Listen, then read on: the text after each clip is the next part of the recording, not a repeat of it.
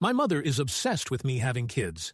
So much so, she's willing to ruin my life to make sure I give her grandchildren. My mother is the most baby-obsessed psycho I've ever met. Starting when I was 8 years old, she made me and my sister Della wear these pregnancy simulation suits for hours every single day. 20 globes of sand strapped to our stomachs, while we practiced breathing exercises and watched birthing videos. If we complained about back pain, she'd add more weight and tell us real mothers don't whine. She even made us practice breastfeeding with these creepy little dolls that would cry if you didn't hold them right. While I spent every session plotting my escape, Danella embraced it as if it was her one true purpose. She'd waddle around the house with perfect posture, rubbing her fake belly and talking to it out loud. By the time she turned 16, she was begging Mom to let her be a practice surrogate for her infertile work friends. And when she turned 18, Mom threw her a massive party, not for graduating high school, but for signing her first surrogacy contract. Everyone was calling her a blessing and an angel, while I sat in the corner, feeling like I was at a livestock auction. Within 3 years, Daniela had carried 3 babies for 3 different couples. Each time she came home from the hospital, Mom would parade her around town like she'd won a Nobel Prize. Look at my generous daughter giving the gift of life. Meanwhile, I was getting a biomedical degree, volunteering at women's shelters, and learning about bodily autonomy. But none of that mattered. Such a waste of a perfectly good uterus. Mom would tell anyone who'd listen. Her sister has blessed 3 families while this one hoards her fertility for herself. The most terrifying part was watching Daniela deteriorate. After her 4th pregnancy at 22, she could barely walk without pain. Her hips were destroyed. She had constant infections, and her hair was falling out in chunks. But when I tried to talk to her about it, she grabbed my hands with tears in her eyes. "Maria, this is what I was made for. My body is a vessel for miracles. Why can't you understand that?" That's when I knew she was gone. So I played along just enough to keep Mom off my back. Told her I was considering pregnancy. Wore looser clothes to family events. Even Googled fertility clinics in front of her. All while secretly taking the LSAT and applying to law schools across the country. LOL, I specialized in reproductive rights and medical ethics, spending years helping women escape forced pregnancy situations. By 28, I was finally making a difference. So, when Mom invited me to Daniela's celebration dinner, I figured it was just another pregnancy announcement. Boy, was I wrong. Turns out it was an effing intervention. "Sweetie, you're not getting any younger," Mom announced, while Diana sat beside her, belly swollen with pregnancy number 4. "So, I've taken the liberty of starting your fertility treatments." Before I could respond, she pulled out a syringe filled with hormones. Just a little boost to get those eggs flowing.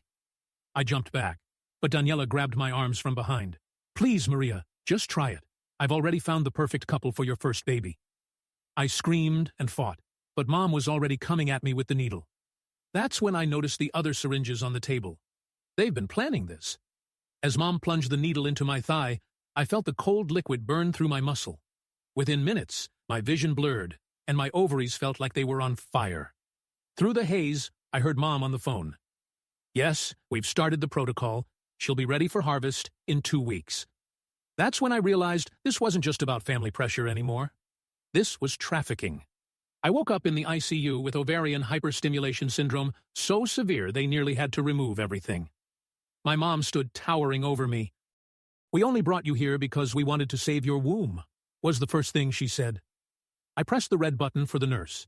She took one look at my mom and escorted her out to perform private examinations. As soon as we were alone, I felt even worse because she wrapped her arms around me and asked if I was okay. I broke down crying because the whole thing made me realize how terrible my mom actually was. I ended up opening up to her, and she seemed completely shocked by what I said and asked me to repeat everything. The next hour consisted of me completely unloading everything. The surrogacy, the favoritism, the abuse. As soon as I was done crying, she called hospital security to ban my mother from my room. And I didn't know it at the time, but with the help of just one nurse, I was about to make my family pay. The nurse returned 20 minutes later with a uniformed officer who introduced himself as Detective Rodriguez from the Domestic Violence Unit. He pulled up a chair beside my bed while the nurse adjusted my IV. "Maria, I specialize in cases involving reproductive coercion and forced medical procedures," he explained. pulling out a small recorder. What your mother did constitutes assault, and based on what the nurse told me, this might be part of a larger pattern. Through the glass window of my room, I saw movement in the hallway. My mother was trying to push through the emergency exit door. Her face twisted with rage. She spotted me looking and pressed against the glass, mouthing words I couldn't hear at first. Then she exaggerated her lip movements. Ungrateful batch. My phone started buzzing on the bedside table. Detective Rodriguez glanced at it as message after message popped up on the screen. "May I?" he asked, and I nodded. The texts were all from Daniela. "How could you involve police? Mom was helping you. You're destroying our family. All she wanted was for you to experience motherhood." Detective Rodriguez set the phone down carefully. "This isn't the first complaint we've received about forced fertility treatments. There's been a pattern, particularly involving medical practitioners at certain clinics." He paused, studying my reaction. "Your mother, does she work in the medical field?" My stomach dropped. "She's a receptionist at Blessed Beginnings Fertility Clinic." His expression darkened. A hospital social worker knocked and entered. A middle-aged woman with kind eyes who froze when she saw my chart. "Maria Gonzalez. Your mother is Patricia Gonzalez. You know her?" The social worker hesitated, clutching her clipboard tighter. We've had some interactions. Let me get you some resources." She fumbled through her papers, clearly uncomfortable. Detective Rodriguez made notes while I described the intervention dinner. The social worker kept glancing at the door, and I noticed her hands shaking slightly as she handed me pamphlets about domestic violence resources. "I need to check something," I said, reaching for my phone. I logged into my medical portal, scrolling through recent documents. There it was. Dated 3 months ago, right after I casually mentioned to Mom that James and I were thinking about our future, my medical power of attorney had been changed to my mother. "This isn't my signature," I said, showing them the document. The handwriting was similar to mine, but slanted differently, the way someone might write if they were tracing. Before anyone could respond, a man in an expensive suit strode into the room. "I'm representing Patricia Gonzalez. I understand there's been a misunderstanding regarding my client's daughter's medical care." "That was fast," Detective Rodriguez muttered. The lawyer smoothed his tie. "Maria is clearly suffering from hormone-induced psychosis. Her mother was simply trying to help when Maria became violent. We're requesting an immediate psychiatric evaluation." "I'm not psychotic," I protested. "The hormones in your system suggest otherwise." "Ovarian hyperstimulation can cause severe mood disturbances, paranoia, even hallucinations." The hallway suddenly filled with noise. Della appeared with 5 small children clinging to her maternity dress. "Aunt Maria needs help," she announced loudly to anyone who would listen. "She's been struggling with jealousy issues for years." Hospital security arrived, trying to maintain order as the children started crying. Della bounced the youngest on her hip while rubbing her pregnant belly with her free hand. I grabbed my phone to call my law firm, needing backup. The receptionist answered on the second ring. "Oh, Maria, your mother called earlier. She explained about your situation. Don't worry, we're handling your caseload while you recover." "What?" "No, I'm fine. I need to speak to the partners. Think it's best if you focus on getting better. Your mother said the breakdown was quite severe." I hung up, my hands trembling. Through the window, I watched my mother pull something from her purse, showing it to her lawyer. Keys, my apartment keys, my car keys. She started reciting something, and though I couldn't hear her, I recognized the pattern. She was listing my work schedule. Monday, she has court at 9 sun. Tuesday's client meetings until 6 mon. Wednesday, she volunteers at the women's shelter. The lawyer nodded along, taking notes. James burst through the door, still in his work clothes. "Maria, I got your text." "What's?" But Daniela intercepted him in the hallway, placing a manicured hand on his arm. I couldn't hear what she was saying, but I saw her gesture to me, then touch her temple in the universal sign for crazy. She pulled out her phone, showing him something on the screen. The nurse who'd been helping me earlier returned with a plastic bag. "These are the belongings you came in with," she said, but her expression was troubled. She pulled out several glossy brochures from Blessed Beginnings Fertility Clinic. "Those aren't mine," I said immediately. She unfolded one of the brochures. Inside was a consent form for egg retrieval dated last week. The signature matched the one on my power of attorney document. The hospital administrator appeared in the doorway, a thin woman with a practiced smile. "Given the circumstances and the family's concerns, we think it might be best to transfer Maria to our psychiatric ward for a full evaluation, just as a precaution. Through the glass, my mother smiled. Detective Rodriguez stood up. She's not going anywhere without a court order. Of course, the administrator said smoothly. We're simply considering all options for Maria's well-being. My phone buzzed again. This time it was my law school mentor, Professor Chen. Just got off the phone with your mother. She's very concerned about your pregnancy delusions. Said, you've been fixating on having a baby, but your body won't cooperate. Is everything okay? I wanted to scream. Every avenue of my life was being systematically poisoned. I looked at Detective Rodriguez, then at the social worker, who still wouldn't meet my eyes, then at James in the hallway with Daniela still whispering in his ear. The evaluation, I said suddenly. I'll do it. I'll prove I'm competent. The lawyer smiled. Excellent. Dr. Margaret Whitfield will perform the evaluation. She's the best in the state. The name sounded familiar. Then it hit me. Mom's Book Club. Dr. Whitfield had been coming to our house for monthly meetings for over a decade, but it was too late to take it back. The administrator was already making arrangements, and my mother's smile through the glass had turned triumphant. The nurse squeezed my hand as she checked my IV one more time. She leaned close, pretending to adjust my pillow. Whatever happens, don't sign anything else, she whispered, and check your phone's location settings. Someone's been tracking you. As everyone filed out to make arrangements for my evaluation, I noticed something else. Daniela was showing James her phone again, and this time I caught a glimpse of the screen. It was a text conversation, but not recent ones. These were from 2 years ago when James and I had first started dating, and I'd mentioned that maybe someday, far in the future, we might want kids. She was building a case that I'd always wanted children, that this was all my own frustrated desire manifesting as paranoia. And from the look on James's face, it was working. The psychiatric evaluation was scheduled for tomorrow morning. As I lay in that hospital bed, watching my mother orchestrate my destruction through a pane of glass, I realized the true horror of my situation.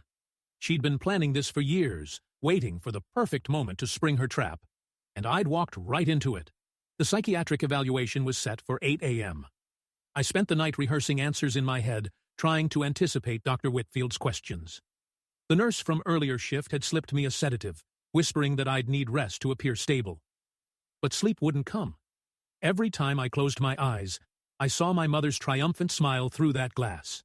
Around 3:00 a.m., my phone lit up with an Instagram notification. Daniela had posted a photo from last month's family dinner. There I was, solid in my chair, eyes glazed. The caption read, "Praying for my sister's fertility journey.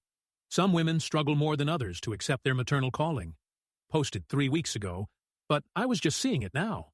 The comments were full of sympathy for her and concern for me. I scrolled through her feed with growing horror. She'd been documenting my journey for months.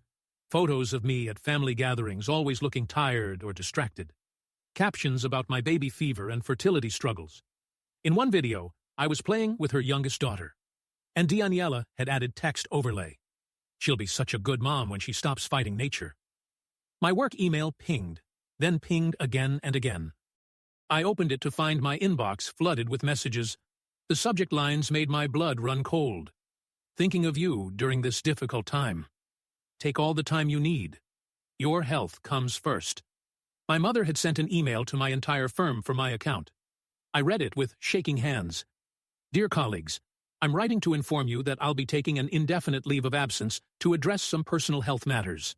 As many of you know, I've been struggling with fertility issues, and the emotional toll has become overwhelming. My family is helping me get the treatment I need. Please redirect all urgent matters to the managing partners. Thank you for your understanding during this difficult time. Maria, the timestamp showed it was sent at 2:47 a.m. While I was lying here wide awake, I tried to log into my work account to send a retraction, but my password had been changed.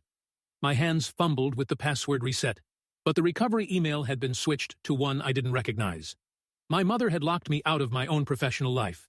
3 of my clients had already responded with supportive messages. Women I had helped escape abusive situations, now believing I was having a mental health crisis. One wrote, "I always sensed you carried deep pain about motherhood. Please don't let it consume you, like it almost consumed me."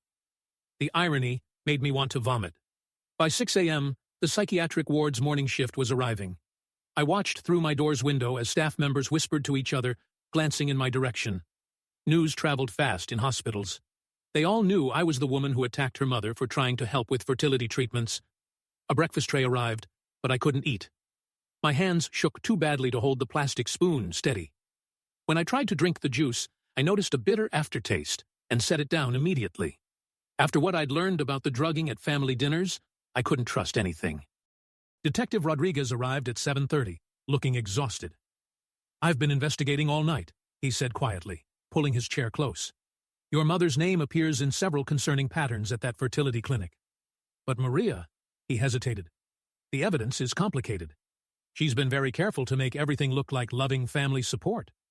"What kind of patterns?" I asked. "Young women, mostly from troubled backgrounds, who suddenly decide to become egg donors or surrogates after meeting with clinic staff. Your mother often handles their intake paperwork." He showed me a folder. "But here's the problem. They all sign consent forms. They all pass psychological evaluations. On paper, everything looks legitimate. Because the system is designed to protect the clinic, not the women," I said. He nodded grimly. "I need more evidence to build a case, but right now, I'm more concerned about getting you through this evaluation safely." Dr. Whitfield arrived precisely at 8 a.m., carrying a leather briefcase and wearing a sympathetic smile that didn't reach her eyes. She was exactly as I remembered from Mom's book club meetings. Silver-haired, professionally dressed with reading glasses on a pearl chain. "Maria, dear," she said warmly, "your mother has told me so much about your struggles." Detective Rodriguez started to object, but she held up a manicured hand. "I'm afraid this evaluation must be conducted privately. Standard protocol. I'm staying," he said firmly. "Then I'll have to note in my report that the patient required police supervision, which suggests violent tendencies." Her smile never wavered. "Your choice, Detective." He looked at me, jaw clenched.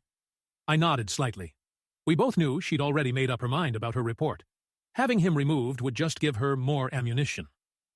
After he left, Dr. Whitfield settled into the visitor's chair and opened her briefcase. Inside, I glimpsed what looked like completed forms. The evaluation results already written. Now then, she began pulling out a tablet. "Let's talk about your relationship with motherhood." For the next hour, every question was a trap. When I explained I'd chosen career over children, she typed notes about defensive rejection of femininity. When I mentioned helping women escape reproductive coercion, she murmured about projection of internal conflicts. When I tried to tell her about the forced injection, she asked if I often felt persecuted by maternal figures. "Your mother mentioned you've been playing with dolls recently," she said, studying me over her glasses. "What?" "No, I haven't. She found them in your apartment. Baby dolls hidden in your closet." She showed me a photo on her tablet. 3 dolls I'd never seen before tucked behind my winter coats. It's quite common for women experiencing fertility grief to regress to childhood coping mechanisms. I stared at the photo, my mind racing. The dolls were positioned carefully, as if someone had staged them. One was holding a tiny bottle. Another had a miniature diaper bag. The third was wrapped in a blanket that looked handmade. "Those aren't mine," I said. "Denial is also common, Doctor," Whitfield replied, typing rapidly. "Maria, there's no shame in wanting children. But when that desire becomes so overwhelming that you lash out at family members trying to help, she injected me with fertility hormones against my will. She tried to give you a vitamin supplement, according to witnesses. You became violent and had to be restrained." She tilted her head sympathetically. "The mind can play tricks when we're under stress. Sometimes we misinterpret loving gestures as attacks." My phone buzzed, a notification from my bank. A large withdrawal from my savings account. When I tried to check it, Dr. Whitfield reached over and gently took the phone. "Let's focus on our conversation," she said, placing it in her briefcase. "Tell me about your jealousy toward Danella." "I'm not jealous of my sister. 7 successful pregnancies, a loving family, the admiration of your community." She leaned forward. "Meanwhile, you've dedicated your life to preventing other women from experiencing motherhood. Don't you see the connection? Every protest I made was twisted into evidence of my instability. By the time she finished, she painted a picture of a woman so consumed by fertility grief that she'd constructed an elaborate persecution fantasy, rather than admit her own desires. "I'm recommending a 72-hour hold for observation," she announced, closing her tablet. "With continued therapy, I believe we can help you work through these delusions." "You can't do this," I said. "I know my rights." "Of course you do, dear. You've spent years studying law to compensate for what you perceive as your feminine failures. She stood, smoothing her skirt. The hold begins immediately. Psychiatric transport will be here within the hour. After she left, I grabbed the room's phone to call someone. Anyone? But who? My firm thought I was having a breakdown. My boyfriend was being poisoned against me by my sister. My bank accounts were being drained. Even my mentor had been reached by my mother's campaign. The transport team arrived while I was still holding the dead phone. 2 orderlies with kind faces and firm grips. They spoke to me like I was fragile, dangerous, unpredictable. The nurse who helped me earlier was nowhere to be seen. As they prepared me for transport, I saw my mother in the hallway. She was talking to Dr. Whitfield, occasionally dabbing at her eyes with a tissue.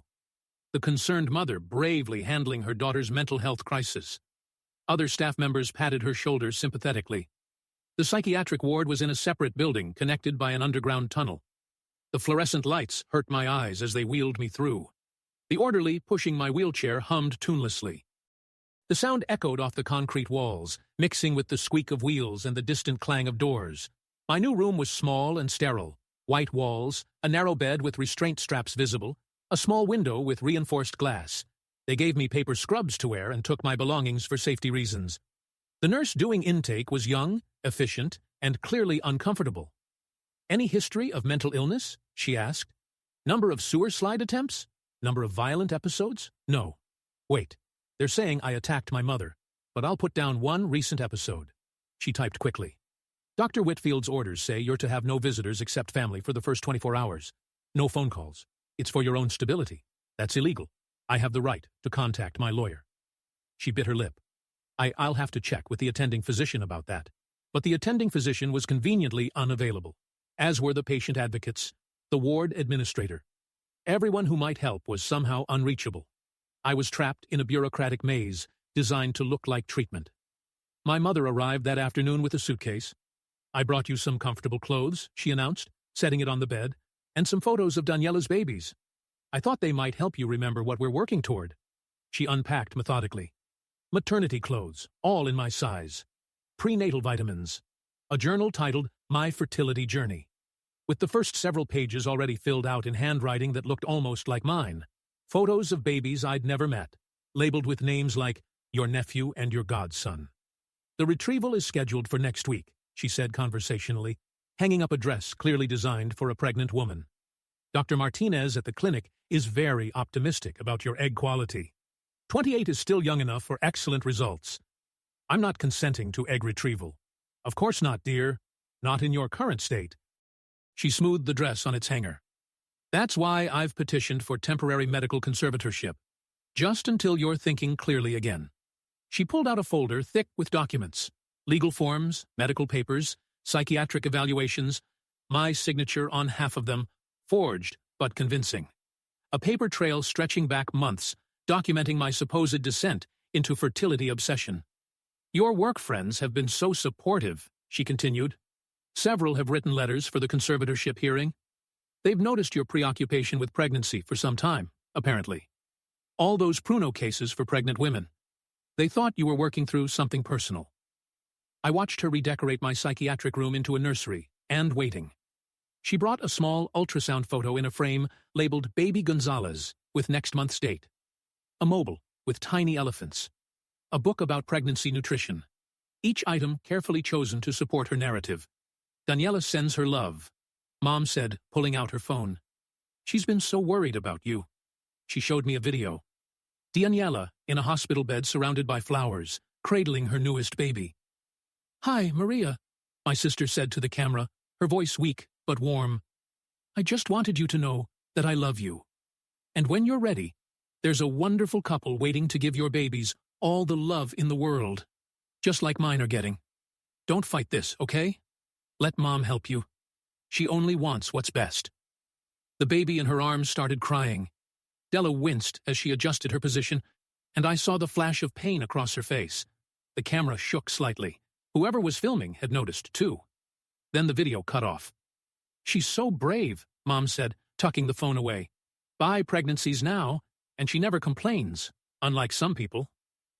A commotion in the hallway interrupted her, raised voices, then the sound of security being called. Through the small window in my door, I saw the nurse who helped me in the ICU being escorted out by security. She was carrying a box of personal items, her face flushed with anger. My mother followed my gaze and smiled. Oh yes, she was let go this morning. HIPAA violations, I heard, sharing patient information without authorization. Such a shame. She seemed like a nice girl. The message was clear. Anyone who helped me would pay the price. After Mom left, I tried to sleep but couldn't. The bed was too firm, the room too bright, the sounds of the ward too unsettling. Someone down the hall was crying. Another patient kept asking for their mother. The night nurse did checks every hour, shining a flashlight through the window. Around midnight, a different nurse slipped into my room. She was older, with gray hair and tired eyes. I don't have long, she whispered, but I knew your nurse friend. She asked me to give you this. She pressed a small piece of paper into my hand. A phone number, nothing more. Call it when you can, she said. Not from here. They monitor the ward phones, but when you get out, she glanced nervously at the door. There are more of us than you think. Women who've seen what happens at that clinic. We've been too scared to speak up. She left as quickly as she'd come. I memorized the number and then tore the paper into tiny pieces, flushing them down the toilet. Evidence of conspiracy, my mother would call it. Proof of paranoid delusions, Dr. Whitfield would say. The next morning brought group therapy. 6 women in a circle, sharing their struggles. The therapist, a young man with an earnest face, encouraged us to explore our relationships with femininity. When my turn came, I stayed silent. Anything I said would be documented, twisted, used against me. Maria is working through some fertility grief, the therapist explained to the group. Sometimes that manifests as rejection of traditional female roles. Akit, one of the other women, barely out of her teens, looked at me with sympathy. I get it, she said. I used to think I didn't want kids either, but therapy helped me realize I was just scared of not being good enough.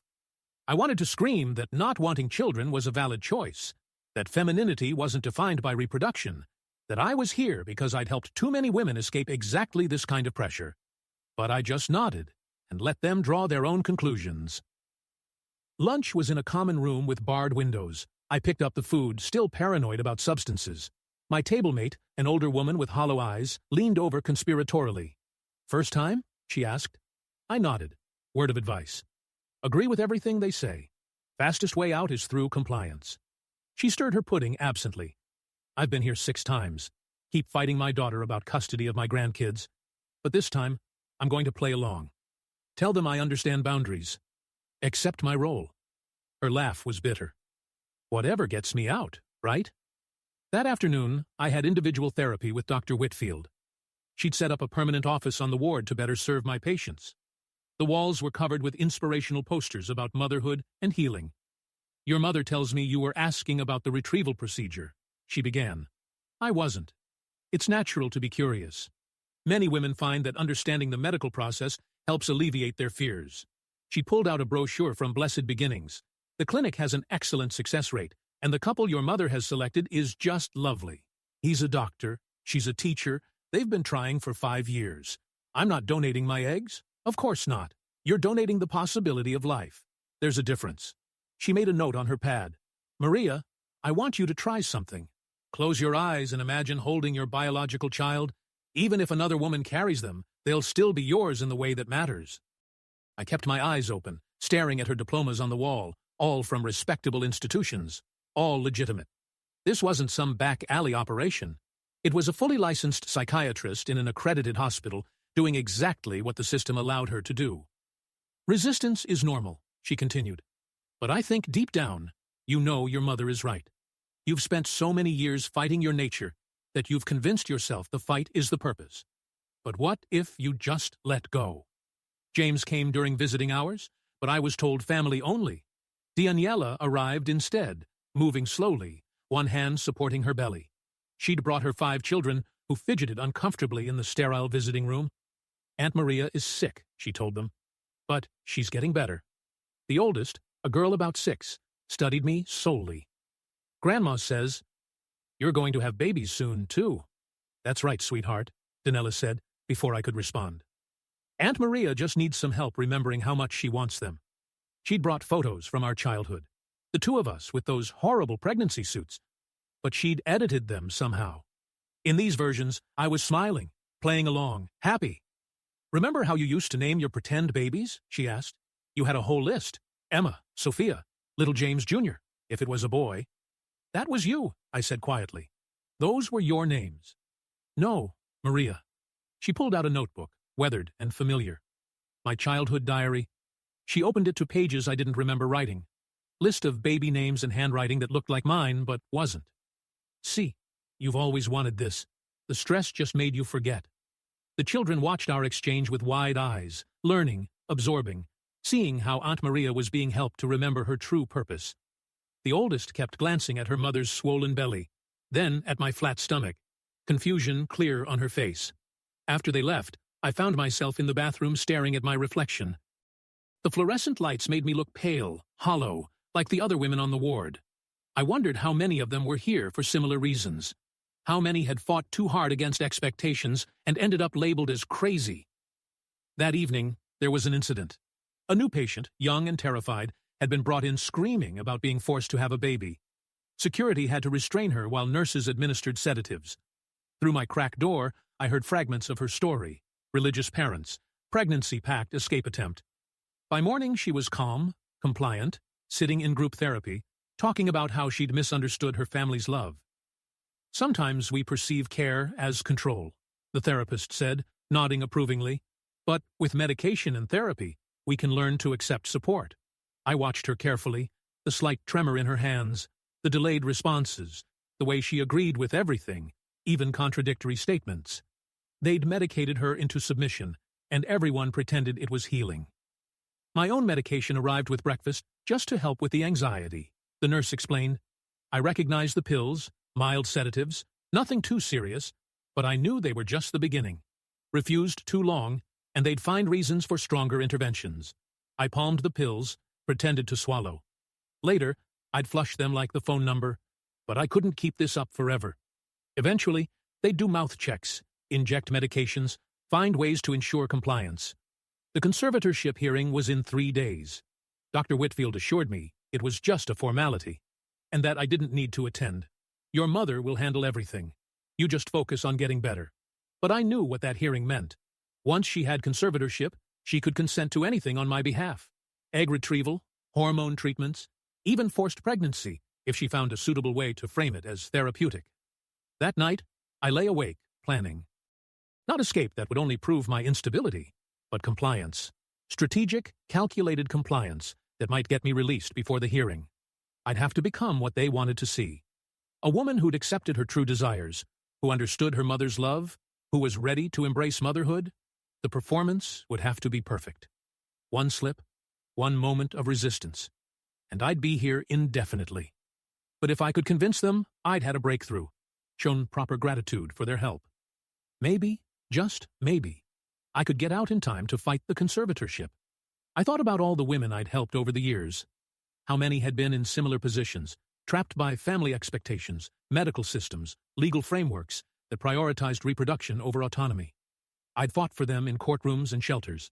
Now, I had to fight for myself with the only weapons left: manipulation and lies. The irony wasn't lost on me. To prove I was sane, I had to act crazy. To maintain my autonomy, I had to surrender it. To escape my mother's control, I had to embrace everything she wanted me to be. Tomorrow, I'd start my performance, cry in therapy about my empty womb, thank Dr. Whitfield for helping me see the truth. Ask Daniela for advice about egg donation. Let my mother dress me in those maternity clothes and tell her how right they felt. Every word would burn. Every gesture would betray everything I believed. But it was the only way out that didn't involve a needle in my arm and stirrups in an operating room. The night nurse did her check, flashlight sweeping across my face. I kept my breathing even, fainting sleep. Down the hall, someone was crying again. Or maybe still. In places like this, the crying never really stopped. 3 days. I had 3 days to convince them I was cured of the terrible affliction of not wanting children. 3 days to perform the most important act of my life. The real tragedy was that I knew I could do it. Years of watching Daniela had taught me exactly what to say, how to act, what they wanted to see. I could become the perfect patient, grateful for their intervention, eager to fulfill my biological destiny. And maybe That was the worst part. Not that they were trying to break me, but that I knew exactly how to let them think they'd succeeded. The next morning, I woke with newfound determination. During group therapy, I raised my hand for the first time. "I think I understand now," I said, letting my voice crack. "All these years, I've been running from what I really wanted." The therapist leaned forward eagerly. "Tell us more, Maria." I described a fabricated dream about holding a baby, watching the other women nod knowingly. When Dr. Whitfield arrived for our session, I was ready. "I want to apologize," I began, twisting my hands in my lap. "You were right. I've been using my career to avoid facing my fertility grief." She practically glowed. "This is wonderful progress, Maria." For the next hour, I fed her exactly what she wanted to hear. How jealous I'd been of Daniela's pregnancies. How my work with reproductive rights was really about controlling what I couldn't have. By the end, she was typing furiously, documenting my breakthrough. "I think we should tell your mother," she said. "She'll be so relieved." When Mom arrived that afternoon, I was wearing one of the maternity dresses she brought. The fabric hung loose on my frame, but I kept rubbing my flat stomach the way I'd seen Della do countless times. "Oh, sweetie," Mom said, tears in her eyes. "You look so natural." I let her hug me, fighting the urge to push her away. "I'm sorry I fought you," I whispered. "You were just trying to help." She pulled back, studying my face. For a moment, I thought she saw through the act. Then, she smiled and pulled out her phone. "Daniel needs to hear this," she said, already dialing. I spent the rest of the day performing, asking Mom about the egg retrieval process, looking at photos of the couple who wanted my eggs, even practicing breathing exercises from those horrible childhood sessions. Dr. Whitfield was so impressed that she mentioned possibly expediting my release. "If you continue showing this level of insight, we might not need the full 72 hours. That night, I couldn't sleep. Tomorrow was crucial. I needed to maintain the performance while somehow getting access to a phone or computer. The conservatorship hearing was in 2 days, and I had to find a way to contest it. The next morning brought a surprise. James arrived during visiting hours, and this time they let him in. He looked exhausted, conflicted. "Your mom said you're doing better," he said carefully. I wanted to scream the truth, but I knew they were probably monitoring us. Instead, I reached for his hand. "I've been so confused," I said, "but I'm starting to understand what I really want." He studied my face, and I tried to communicate silently. His eyes widened slightly. Did he understand? "Maybe when you get out, we can talk about our future," he said slowly. "I'd like that," I replied, squeezing his hand 3 times. Our old signal for play along. After he left, I felt a spark of hope. Maybe he hadn't completely bought Daniela's lies. That afternoon, I convinced the W staff to let me use the computer in the day room to research fertility options. Instead, I quickly logged into my email through a web browser. My password still worked on my personal account. I fired off a message to a colleague who specialized in conservatorship law, keeping it vague but urgent. Then, I checked my bank accounts. More money had been withdrawn. At this rate, I'd be broke within a week. "Finding good information?" a nurse asked, approaching. I quickly switched tabs to a fertility clinic website. "Just learning about the process," I said brightly. She smiled and moved on. I had maybe 5 more minutes before someone got suspicious. I navigated to the court website and found the conservatorship filing. My mother had claimed I was gravely disabled due to fertility-related psychosis. The hearing was scheduled for tomorrow at 2 p.m. I memorized the case number and courtroom, then cleared the browser history. If I could just get released in the morning, I might make it to court. That evening, Dr. Whitfield called an emergency session. My stomach dropped. Had they discovered my computer use? "Your mother told me you've been asking about specific fertility clinics." She said, "I'm so pleased with your progress that I'm recommending immediate release." I blinked. "Really? You'll need to continue outpatient therapy, of course, but I think you're ready to take the next steps in your journey." She smiled. "Your mother has already made an appointment at Blessed Beginnings for tomorrow afternoon." Tomorrow afternoon, the same time as the conservatorship hearing. "That's wonderful," I managed to say. I was released the next morning at 9 a.m. Mom was waiting with a bouquet of flowers and a gift bag. "I bought you some prenatal vitamins," she said, handing me the bag, "just to prepare your body." I smiled and accepted them, already planning my next move. "Mom, I need to stop by my apartment first, change clothes, feel normal again." Her smile faltered. "Oh, But we have appointments. Please, I said, channeling Daniela's manipulation tactics. I want to look my best when we go to the clinic.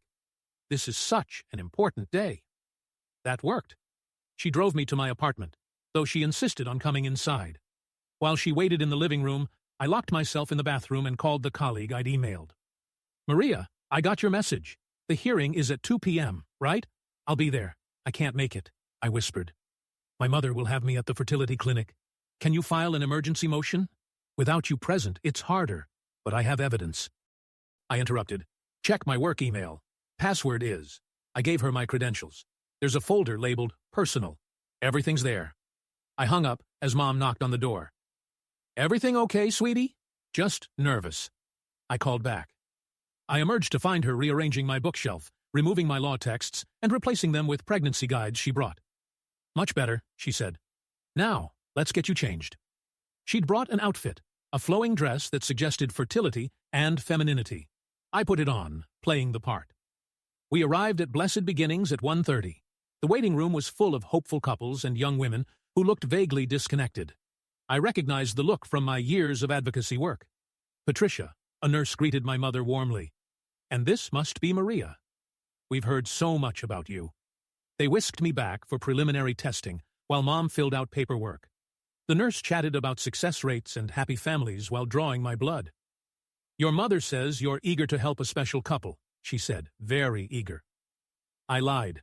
At 2:15, I asked to use the bathroom. Instead, I slipped out a side door and called a rideshare. The courthouse was only 10 minutes away. I burst into the courtroom at 2:25. The judge was already speaking. My mother at the petitioner's table with her lawyer. My colleague stood at the respondent's table looking relieved to see me. Your Honor, she said quickly, my client has arrived. Mom's face went white, then red. She's supposed to be at the clinic. Interesting, the judge said dryly. Miss Gonzalez, are you here of your own free will? Yes, Your Honor. And I'd like to contest this conservatorship petition. The next hour was brutal. Mom's lawyer presented Dr. Whitfield's evaluation, the psychiatric hold, my confession of wanting children. But my colleague countered with the evidence I'd gathered. The forged signatures, the timeline of Mom's planning, the pattern of coercion at the clinic.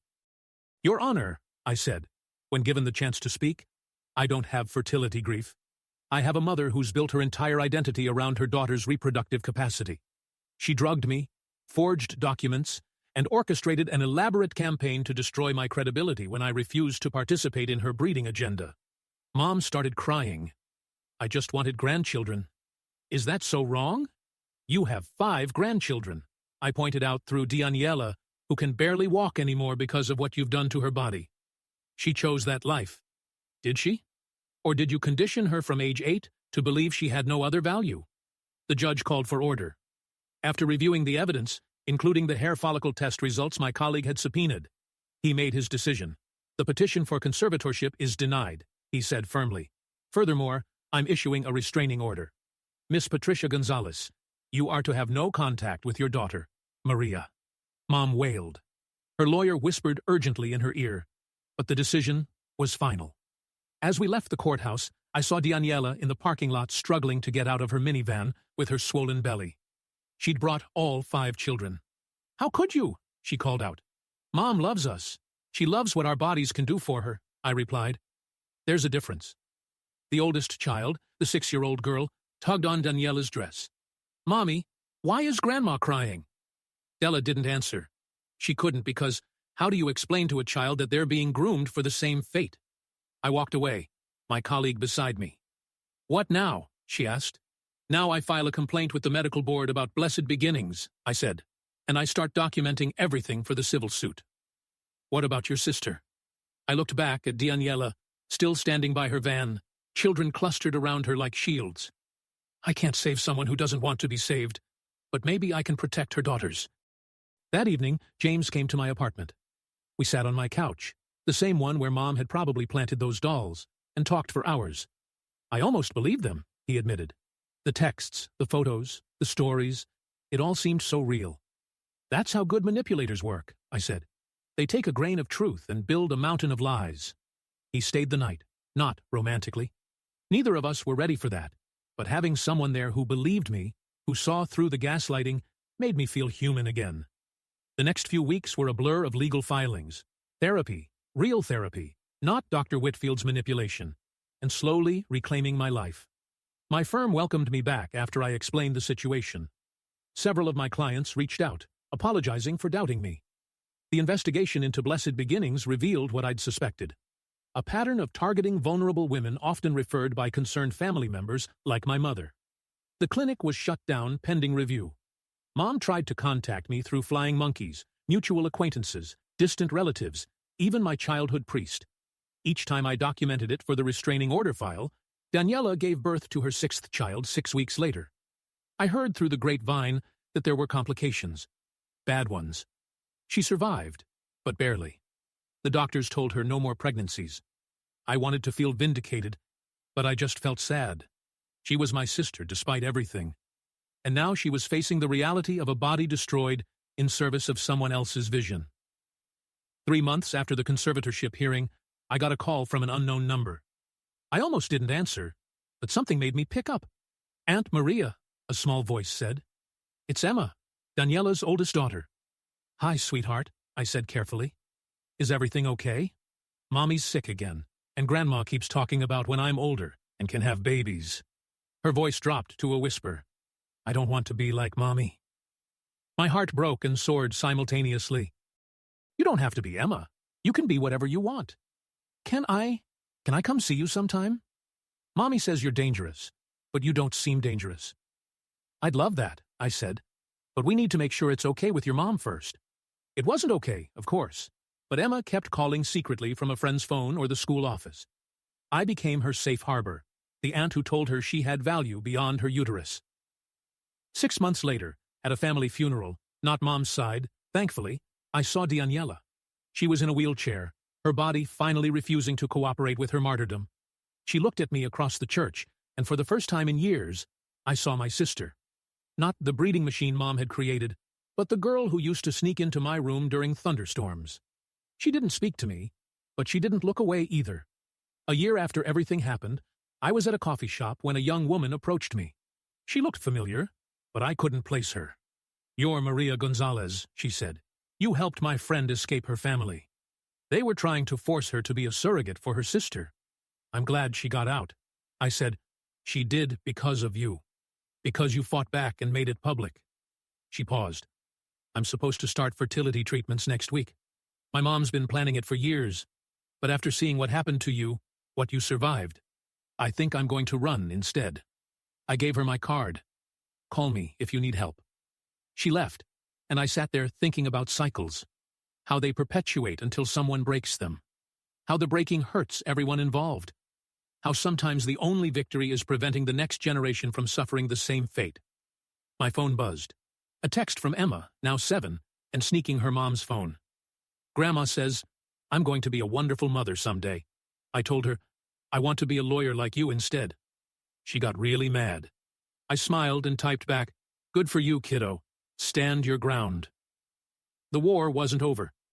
It never really ends when family is involved, but battles had been won. Boundaries had been set. And somewhere out there, girls were learning they had options beyond what their bodies could produce for others. That had to be enough.